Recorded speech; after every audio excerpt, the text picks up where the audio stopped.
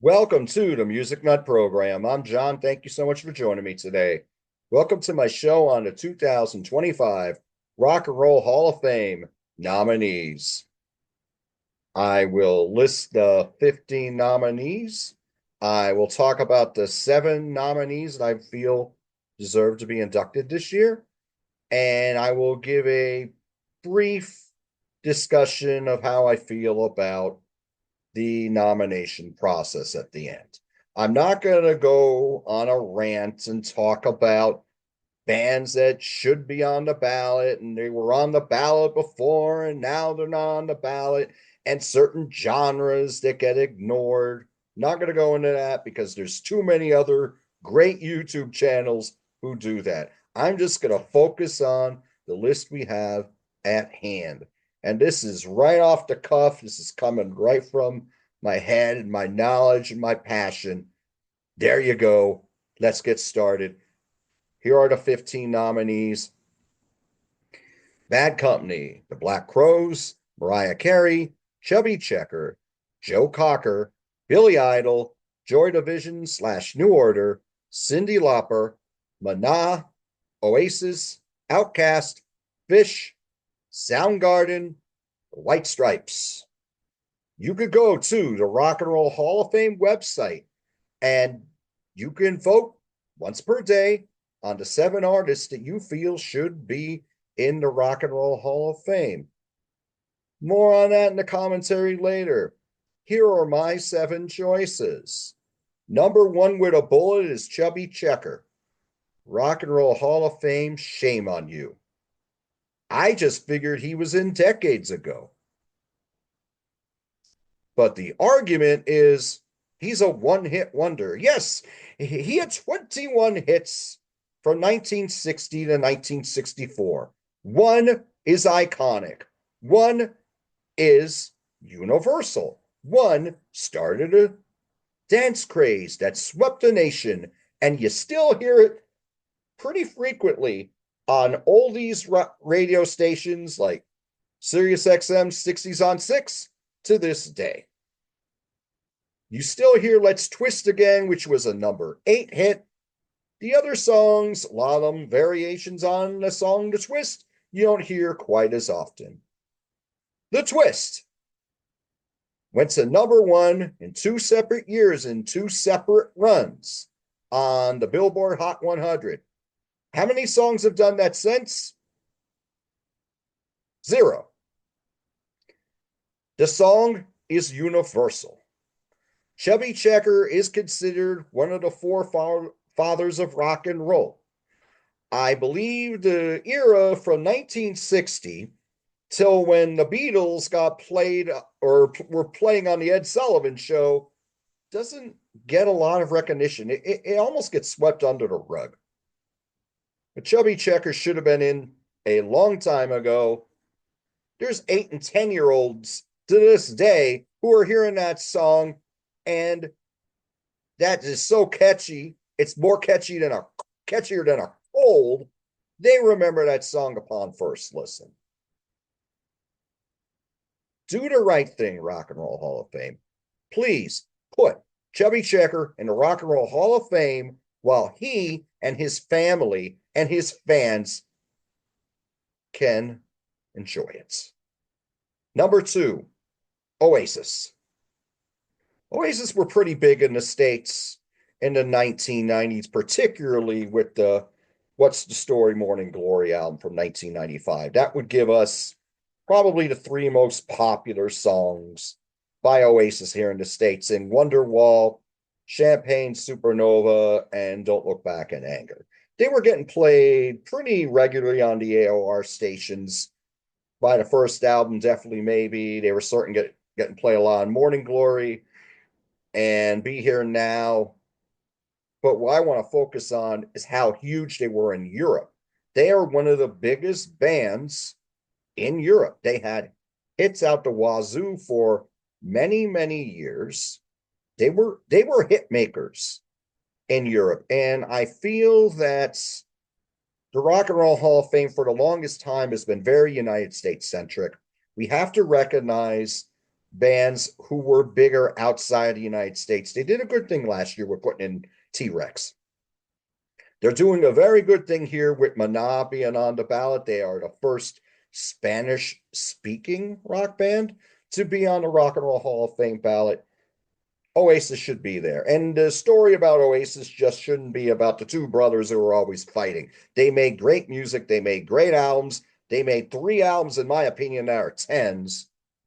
Oasis should clearly be in. They're going to be out on tour this year. I know the tickets are very expensive. I've never seen them live. I'd like to. There's my number 2 choice for who I think should be in the Rock and Roll Hall of Fame. Number 3, Bad Company. Bad Company, I put in because I have a rule about bands who are up and then they go down for one reason or another. They broke up.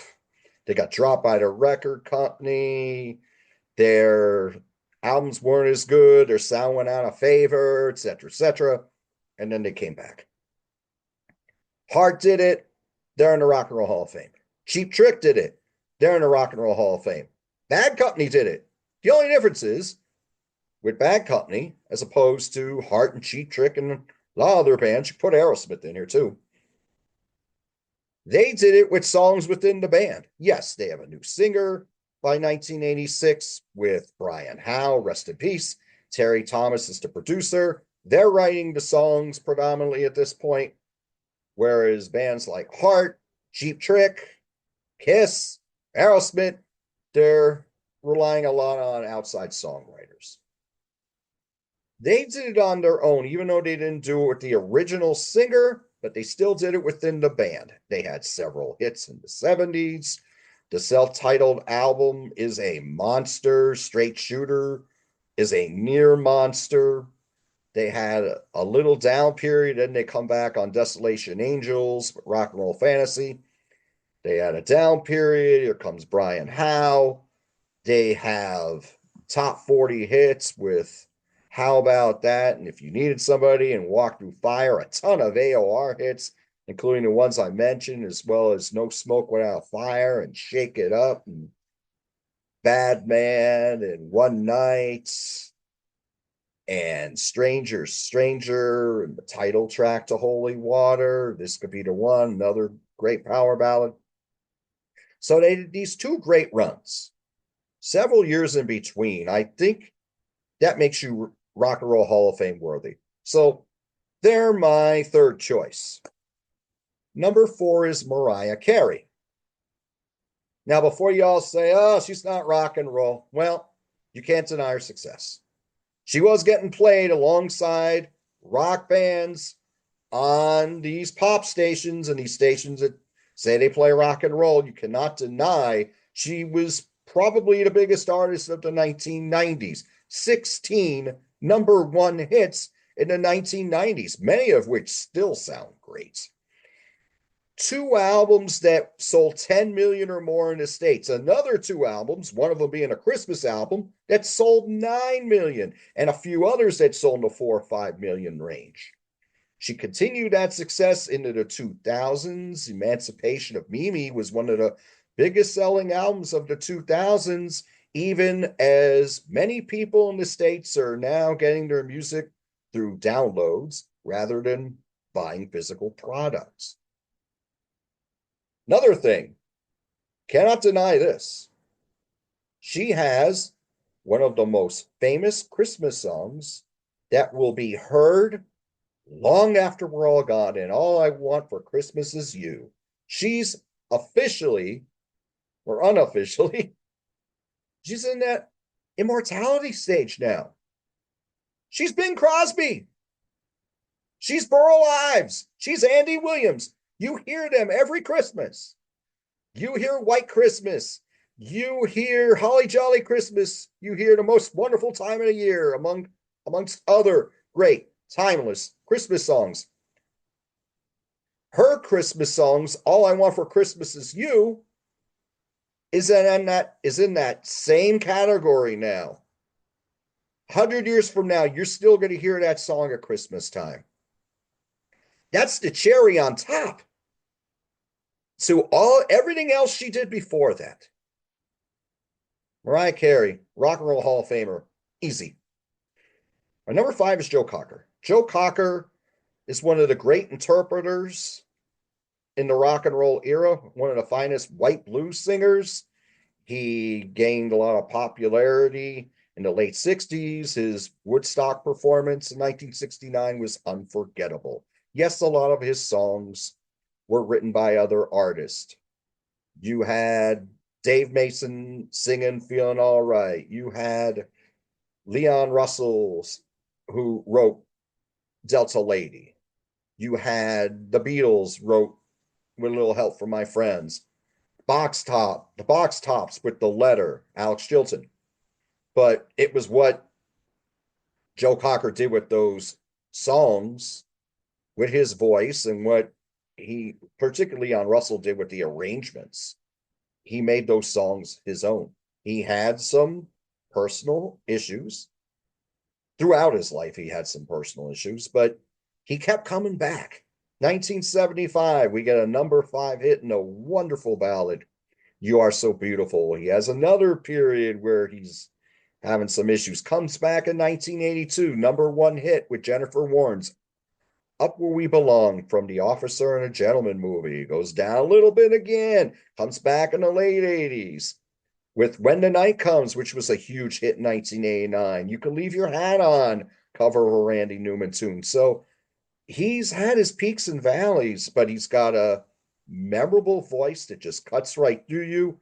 He always picked great songs. He was a fantastic interpreter, much like Rod Stewart. He also put on a great performance at Woodstock 94. It was his performance opened up the shows on Saturday. I got the pay-per-view back in the day. So, yeah, Joe Cocker is an easy Hall of Famer to me. My number six is the Black Crowes, who are my favorite band of the ones that are nominated. And they were the band I thought they were really bringing good rock and roll back on the radio again amidst a lot of like hair metal and like a lot of stuff that was more based on the image. The Black Crowes came back with that timeless 70s sound, and they had a bunch of great rock radio hits off of Shake Your Moneymaker and the Southern Harmony and the Musical Companion. They went down that jam band phase there. They were still making really strong albums. They were playing Horde Tour. I saw them on the Horde Tour. I saw them on Peach Fest many years later. Always a strong live band. They had a breakup like Oasis. You had a set of brothers here, and Rich Robinson and Chris Robinson, who didn't always get along, but when they got along, they made magic. And then they came back with War Paint, which now they're starting to sound like the band. That's the thing. There was layers and layers to the Black Crowes. They have a wonderful catalog. There's not a dud among the catalog. And they broke up for a bunch of years, but they were touring, but they weren't putting out albums. They put out a good album last year in Happiness Bastards. Black Crowes is my number six choice. My number seven choice is Fish. Fish is the premier jam band of our generation and the generation after ours. Yes, there were jam bands, who had hits on the radio, most notably Spin Doctors, Blues Traveler. But these days, they're not even selling out big theaters. They're playing much smaller places because the live show hasn't really held up. Fish are a phenomenal live band. There's a reason that they have so many dedicated fans, and it isn't just what's going on at those shows. It's the music. They mix it up every time they play. They're a touring machine. They're always playing 2.5, 3 hours. And over time, a lot of those albums went gold. They were mostly slow burns. There were a few that hit the top 10, but they never really got played much on the radio. A little bit on AOR with the Hoist album, Sample in the Jar, Down with Disease, you heard a little bit. The premier jam band, though. I mean, still playing 1, 2, 3 nights sometimes at these 15, 20,000 seat venues. You cannot deny their their popularity, their live show, your dedicated fans, good catalog too of music. So my last choice is Fish. A little commentary on the Rock and Roll Hall of Fame. They have to be more transparent in their voting. Baseball, we know the rules. You go on the ballot 5 years after you retire.